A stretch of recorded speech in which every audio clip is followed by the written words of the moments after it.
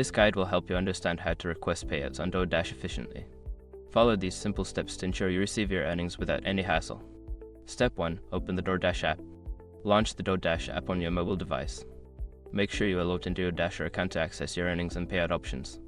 Step 2. Navigate to earnings. Once logged in, tap on the earnings tab located in the app's main menu. This section will display your total earnings, including any pending payouts. Step 3. Select Payout option. In the earnings section, look for the option to request a payout. This may be labeled as Cash Out or Request Payout. Tap on it to proceed to the payout request screen. Step 4. Choose your payout method. You will be presented with different payout methods such as direct deposit or instant cash out. Select the method that suits you best and follow any prompts to confirm your choice. Step 5. Confirm and submit. After selecting your payout method, review the details and confirm your request. Once submitted, you should receive a notification regarding the status of your payout. By following these steps, you can easily request your payouts on DoorDash.